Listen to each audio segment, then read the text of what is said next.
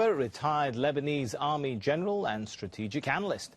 In Liverpool, Hisham Jaber, writer for Al-Quds Al-Arabi and political analyst. And also in Beirut, Aden, visiting fellow at the European Council on Foreign Relations. Welcome to all.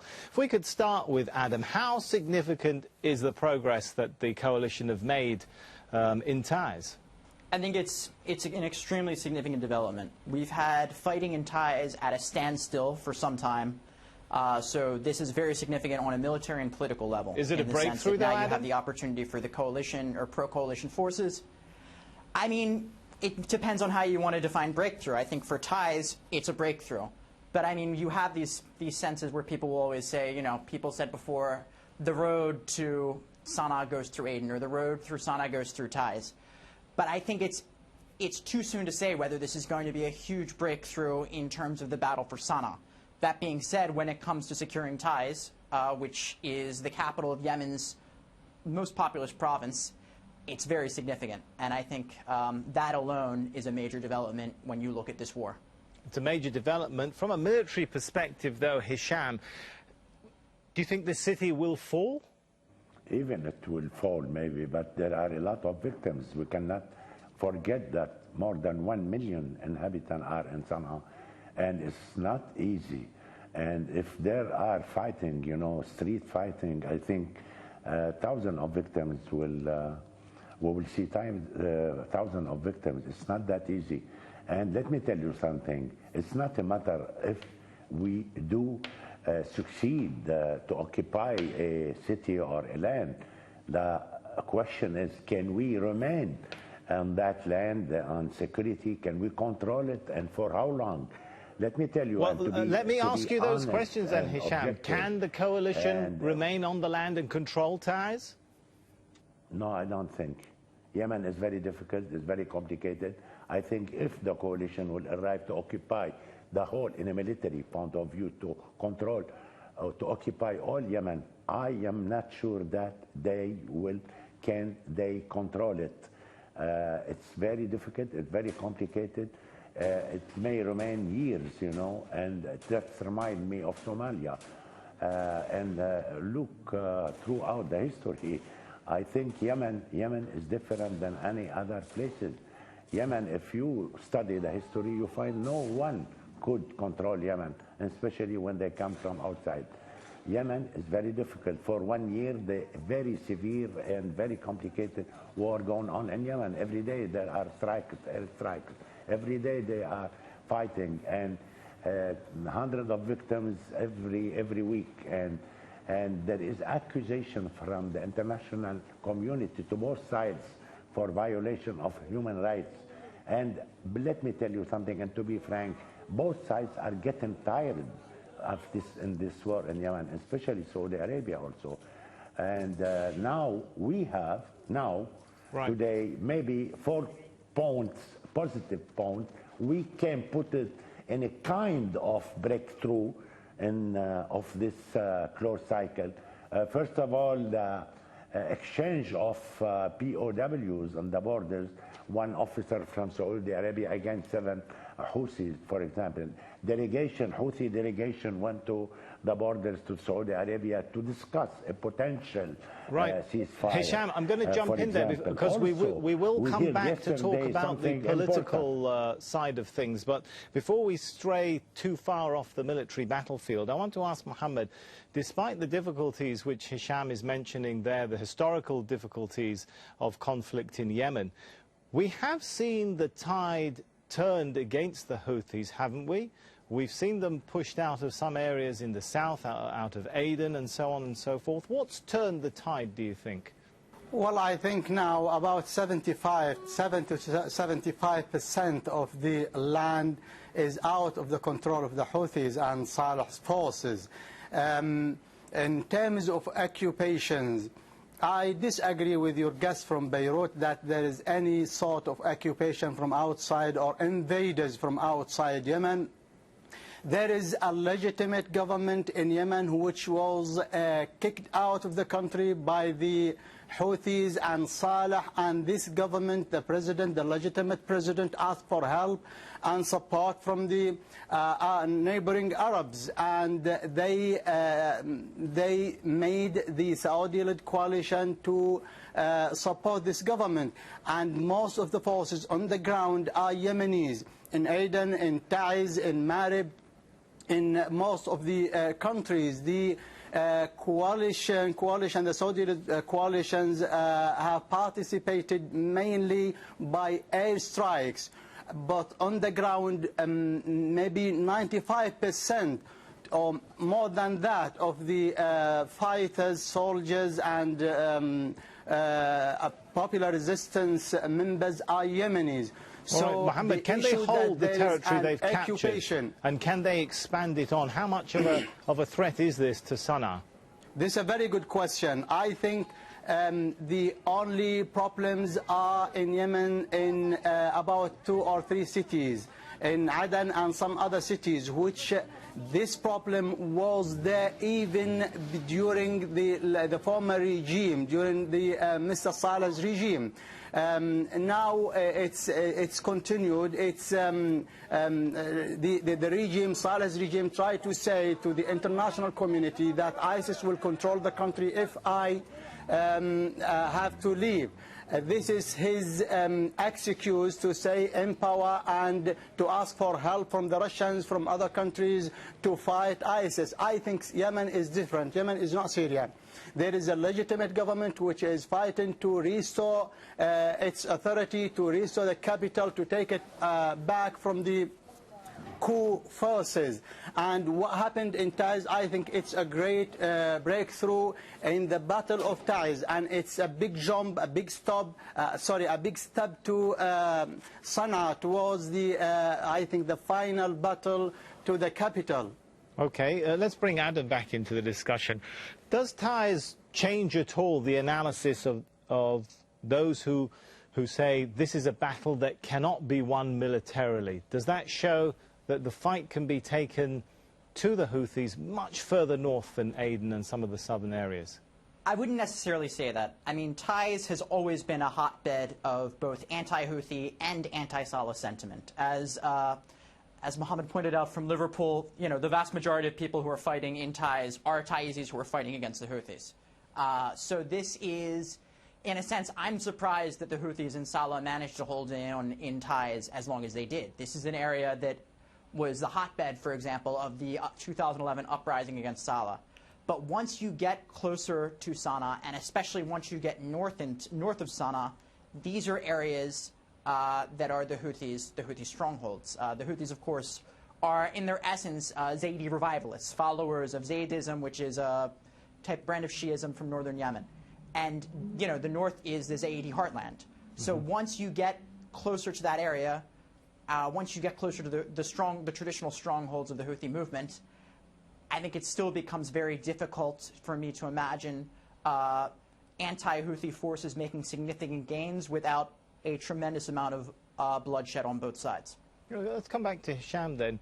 What do you make of suggestions that the alliance between Saleh, Ali Abdullah Saleh, the former president of Yemen, of course many units of the military are loyal to him, but the saying goes that the alliance between him and his units and between the Houthi rebels on the other hand is starting to break down.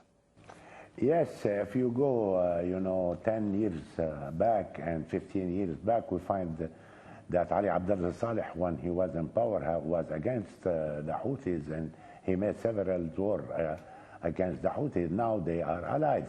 Of course, there are divergences and a political point of view between them.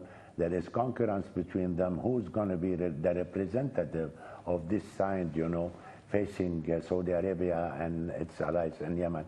We heard that yesterday that there is some conflict. I didn't say military conflict, but political dispute, if you want, between Ali Abdullah Saleh and the Houthis. Who will come first in case they will sit on the negotiation table to negotiate a peaceful solution in Yemen?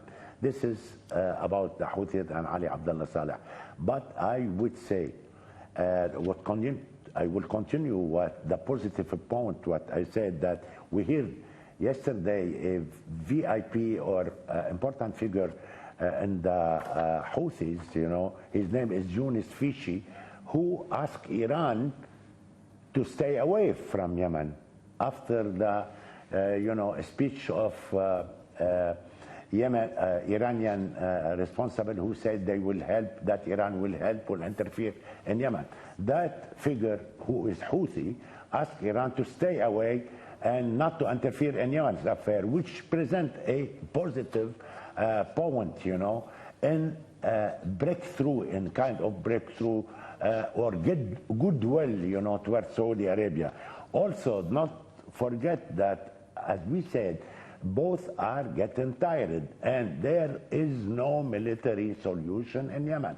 We said this for 1 year, and when we hear some comment, and I think Saudi Arabia made a non-well-calculated strategy, which we call it enter-strategy, in order to achieve political objectives. Right. Saudi Arabia did not achieve any political objective yet in Yemen. To be honest, to be objective, and to be fair, not yet. And I don't think, and I insist, that even if in a military point of view you arrive to control, not to control, to occupy, and to the whole Yemen, doesn't mean the game is over, doesn't mean this is the end, you know, of the problems. I think it will be a new problem will start. All right, this well, is before we get into new problems, I like the point that you've raised there, Mr. Hisham, about the political objectives, and perhaps this is a good segue to talk about the political talks which are going on in Saudi Arabia. Mohammed, do you think that the parties have decided, have they reached the point, the parties to this conflict, where they've decided they need to resolve this problem now through talks? Is there more of a resolve, and is that the reason we're seeing a Houthi delegation in Saudi Arabia right now? I think so. Most of the parties inside and outside the country think that at the end of the day there must be a political solution, not a military solution.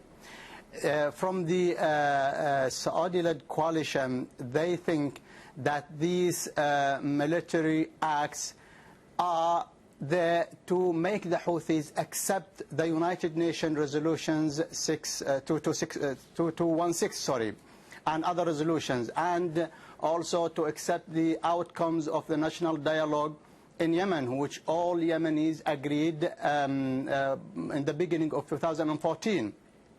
So the military acts in Yemen is to achieve and to fulfill the political solution. No one can win this war by military forces or by military means, but it is to convince those who are until now rejecting to accept and to implement the United Nations resolutions regarding Yemen.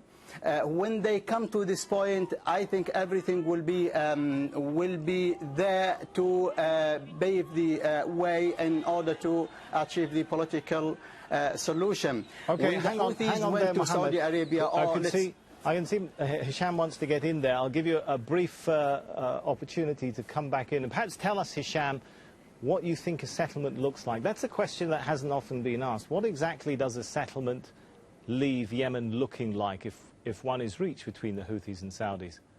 Let me tell you something. Of course, military success will give you a strong cards when you sit on the negotiation table. It's normal for both sides, and the Saudis are trying with this military success because they know they will sit at the end of the day, like your guest said, on the table. But what kind of Yemen would be acceptable to the Houthis, to its neighbors, to the legitimate government of Yemen? I think, first of all, we have to forget about the solution 2216. It's expired, in my opinion. We have to look at the present now. What Yemen we do imagine to be. Yemen, you know, we cannot decide on this table the future of the Yemen. The Yemeni will decide whether their Yemen will be federal, for example, or one unit. And every Yemeni, Yemen will be running by all factions in Yemen. This is the solution. Otherwise, every faction in Yemen, every political or ethnic or whatever in Yemen will feel that they put him aside. It will not Yemen will not remain stable. Okay. In my opinion, Yemen is for the whole Yemenis. Of course, no one can deny the influence or the role of their neighbors, Saudi Arabia and the other countries in the Gulf. They have to recognize this. But Yemen, throughout the history, is very special in geography and very special throughout the history. All right, I can see Mohammed now is shaking his head. Before I give you a chance, Mohammed, to come back in, I know you want to come back in, but I want to ask Adam, Hisham mentioned a moment ago the comments made by a senior Houthi official, Yusuf al-Fishi, on his Facebook page, which kind of indicated that they didn't want Iran to be interfering in Yemen's affairs, or at least that's the way it was interpreted. Do you think there's a rethink going on within the Houthi camp concerning their relationship with Iran and Iran's role, or is that just something for perhaps regional consumption as it approaches Saudi Arabia? I mean, it's always been an alliance of convenience more than anything when it comes both on the Iranian side and on the Houthi side. I mean, for the Iranians, the Houthis were a very convenient way of kind of poking Saudi Arabia, a low investment way of doing that. And for the Houthis, I mean, let's face it, the Iranians have done very little to help the Houthis since the war began, and have effectively just kind of allowed them to be something that they capitalize on. Treating the Yemen war as something to capitalize on in terms of on the media sphere. So hang on, Adam, does that mean that you're saying that perhaps Iran is not on... Is Iran on board with the sort of peace moves or talks which are being put together in Saudi Arabia, or is that something that is not taking place with Iran? That's a good question. I think there's definitely an element that Iran is benefiting from the conflict continuing in Yemen. I think from a cynical perspective, if you look at this from Iran's perspective, they want Saudi Arabia bogged down in this war as long as possible. So I think from a cynical perspective, the Iranians would not be displeased to see this war continue indefinitely. Whereas for the Houthis, obviously, it's completely different. The Houthis, they want the war to end. So I think that's interesting. This is a very interesting development. It wasn't just Yusuf al-Fishi, and it was other Houthi officials echoed it. And then at the same time, this is what is now being said publicly from al-Fishi and others, reflecting the resentments a lot of Houthi officials have been expressing privately about Iran for some time. So I think it's certainly an interesting development. The fact of the matter is, when you look at it from the Houthis' perspective, they're right across the border from Saudi Arabia, whereas Iran is very far away. So they've got to deal. Both the Houthis and Saudi Arabia will have to learn to live with each other somehow. The question is how long it takes for them to figure out how exactly, what shape that relationship will be. One party which won't be happy to see this conflict go on any further, of course, is the UN, because it's already warning of a humanitarian crisis across Yemen. It says almost 2,800 civilians have been killed since the Saudi-led intervention began last March. More than 5,300 Yemenis have been injured, and 21 million people, that's more than 80% of the population, need some kind of humanitarian aid. More than 2.5 million people have been forced from their homes. A very dire situation. Mohammed, I promised I would give you a chance to come back in, and I think we've only got a minute or two, so let me give you an opportunity to come back in on some of the points you were shaking your head in disagreement upon just a moment ago. Yeah, I agree with Hisham that at the end of the day there will be a political solution, but I don't know from where he took this idea that the United Nations Resolution 2216 is, as he said, expired, is out of reach.